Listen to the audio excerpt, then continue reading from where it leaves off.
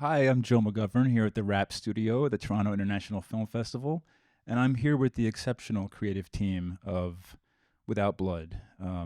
Director, writer Angelina Jolie, and the actors Damian Bashir and Salma Hayek. It's an extraordinary film that I've had a chance to see already. It's having its world premiere tonight, actually, and it unfolds so beautifully and so powerfully that I almost don't want to. I want to say to the audiences, just go see it. Don't even read the synopsis, because the way that the film reveals itself is just is extraordinary, as I say. But maybe Angelina, you can talk.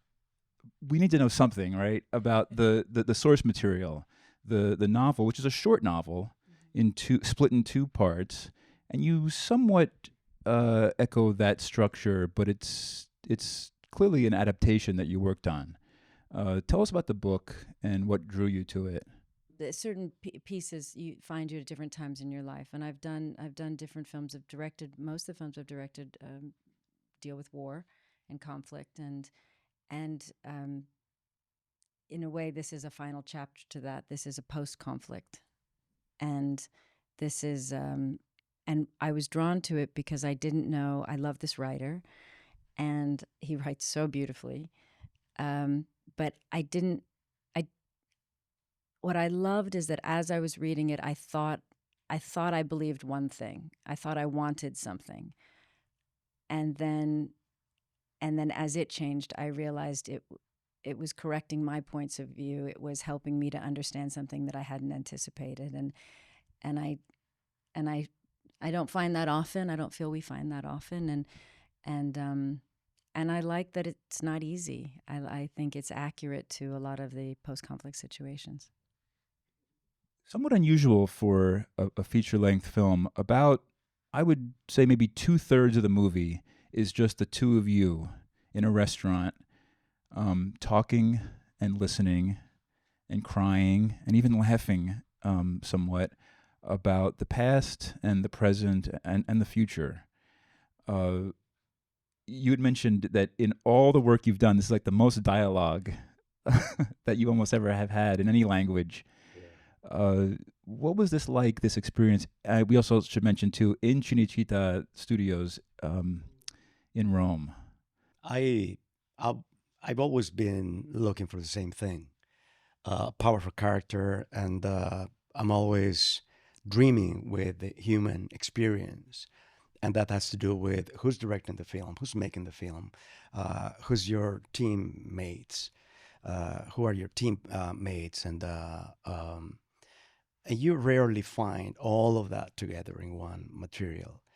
And the minute I read this script, I just literally couldn't finish reading it before I was already lost, and I had to stop for a second and call my agent and say we have to do whatever is necessary to make this film. Um, and I have to say that you need brave people to trespass any barriers, and if your director is not that, then there's no way you can do it. I found in Angelina, knowing her work as a director before, I found her not only a loving director with her actors, but also very brave, very free. You don't find that many times, you always find this army of people behind the monitors telling you what to do. And uh and it's been her alone on this journey, and it was just an amazing, beautiful thing. And then Cinecittà, Cinecittà, I felt the ghosts. It was just a pleasure, a beautiful thing to be there. One of the lines that you have in the film that it's vague enough, I think, that I can mention is, revenge is like the only drug for the pain, and yet it fills us with ghosts. It doesn't free us. Uh, what Knowing you were going to be delivering this dialogue of such a high level, and it's almost like poetry, some of the writing and the, um were you intimidated? Did it help knowing that your director was someone who you really trusted, to guide you through this material? I was not afraid of the dialogue. I was more afraid of the fact that I had to do an entire movie where every day I went to set, I had to go so deep into torture, and that I had to go through the entire day of work, and this couldn't come out. I had to visit like places where trauma lies and hides and chokes you and makes you feel the most intense pain emotionally that anyone can feel, but you cannot let it out because that was the character, that's what she wanted. So I was afraid to go there. I was afraid to be a character that suffers so much and that I had to go to work every day and go there. And so, and deliver dialogue from that place, and you're not allowed to cry. I didn't think I could have done. I really doubted I could do that for for that exterior, like hours and hours of working from that place. But it's having somebody who understands the actor experience like no other. She was born from an actor. And that kind of gave us all the dreams that an actor has that a director can give to you, including experimenting and taking the time to find it, to get it was it was just so delicious, but knowing that she has you by the hand. And I suffer in some moments where at the beginning when I came home I got panic attacks because I couldn't get it out, so I couldn't stop crying. But knowing that you can call your director at 3 in the morning, and if you say, please come and hug me, she will do anything to support you, not just with the performance, but with the experience of the entire film and the experimentations that we were doing together. That was a first. That was a first. Incredible. I mean, what an experience. What a trust. I wanted to also just talk to Angelina about the visual strategy. It's very golden colored. It sort of has a dreamlike quality. But also, we've mentioned how dialogue heavy it is. But the eyes of these two actors, which are sometimes getting filled with tears, but never quite, as you say, you have to hold it in. How important was that for you to tell the story, their expressiveness? I think the piece is being very raw and very human, right? And really, as you've mentioned, like to listen. It's a very hard table to sit at. We've all been, every single person has had something in their life that broke them in one way or another. And almost everybody knows who they'd want at that table, who they wish they could talk to, just listen, have somebody listen to who their experience. But so much of the film is that I wanted to trust that I could hold the audience and just sit two people at a table, and that the human being was enough, not cuts and effects and things, just the map of the human face and the emotion and the mind behind a person. You can't do that with anybody. So I need it's them, and it's they are the film. Their honesty, their openness, their willingness to just be present and raw and share and be is what I hope and I believe draws you to listen and look at in their eyes and listen to everything they say. And there's it's not an easy film where this is the bad guy, this is the good guy, this is the right. It's all the gray. It's just sitting in the gray area of life, which is not easy, and why it was hard for them. And the warmth was because it was also a place we're thinking a tone, but also because it's a hard table to sit at. Imagine if it was cold, right? There was almost like a warmth, and I wanted to make it warmer. As it got harder at that table, it became actually more warm, to hopefully make the audience settle with us in the space. I'm very excited to think of the conversations that are going to be happening on the streets tonight with people who have seen it and are going to discuss. And I mean, so many small details, and the opening of a purse, the reflection in a mirror. These are the things that are so powerful. I wanted to, because the novel begins with a little postscript that it's explaining, as your film as well, it's not set in one specific time. We can all make our guess, but actually we could say that it's the 1930s, the 1950s, or what about 2024? Yes, it's certainly universal, and that was what the author intended, that it could be anybody and at any time. In order to direct it, it had to pick general areas, generally around 1930, around 1960, 1950, or but it was intentionally written that way. And he actually said before we started, he said they're never going to let you do that. You're going to be forced to choose a time and place. So we all pushed back, and we didn't. But what do you hope, I guess, will be the takeaway, and the people who will be having the experience that I'm now having of just, I'll be walking around and just think of something from the film and wonder, oh, I didn't actually connect that. But also I'm thinking a lot about today. It's unavoidable. You can't not really, especially with what you're talking about with Damien's character, who we're supposed to, formula tells us that he's the bad guy, and we should project all of our hatred on him. And life isn't that easy.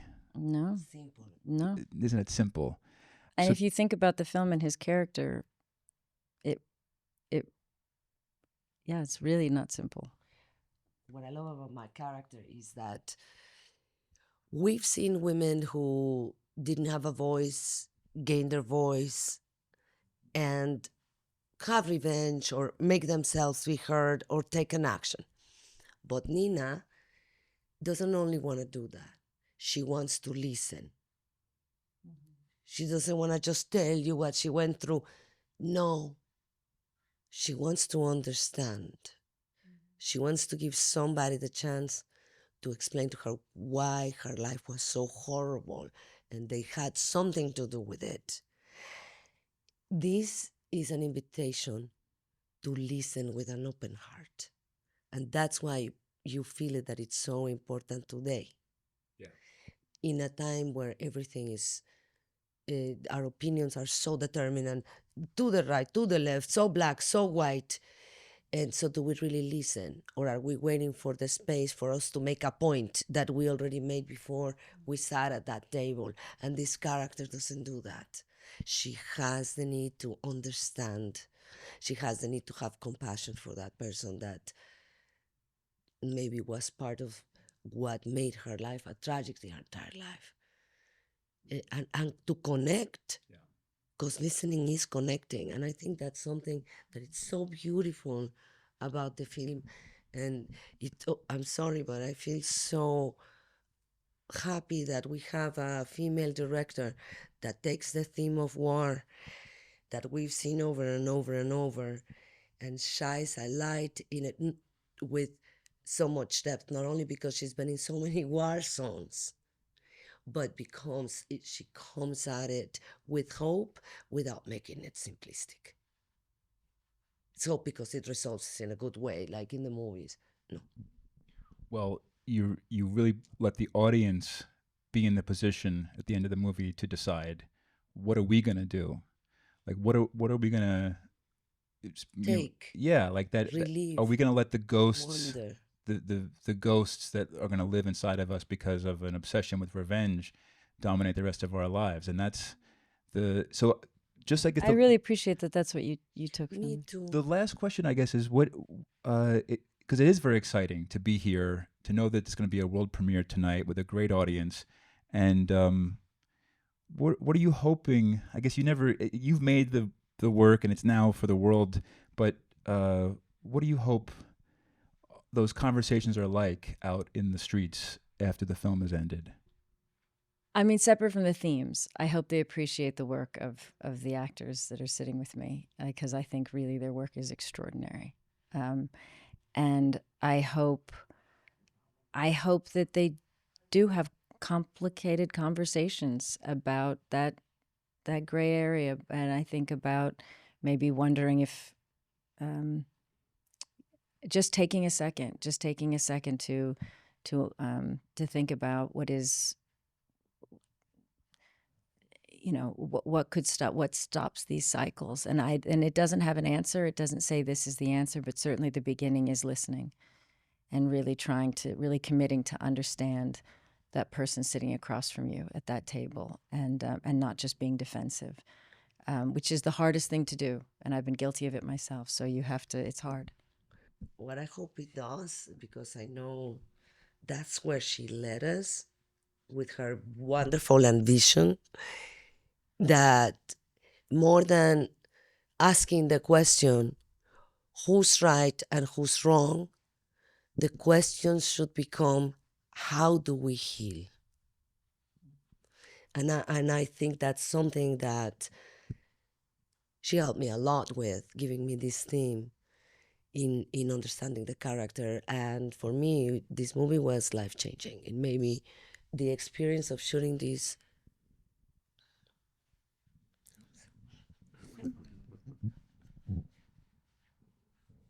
Okay. I think I said it with my silence. I want to end on a very happy note, because 2 years ago, when you were both in Chloe Zhao's Eternals, you did press together, and everybody just loved, the whole world just loved that the two of you were friends. You even said soul sisters. Oh, wow. She's going to kill me. But in terms of your friendship, and I don't want to leave out Demi. No. He's also my friend for a very Of course. Yeah. I mean, you can feel it. This is a family, and she led that set like the mother, which is very good at being a mother. And what a gift is that for you? Wow. No, for us. Look, he wants to cry. There's too much crying. It is very moving. It was really meaningful to this movie for us. It was very, very, very intense and very powerful, and very loving. It was a loving experience. It was so cathartic, and we felt that with our crew also, and everyone around us.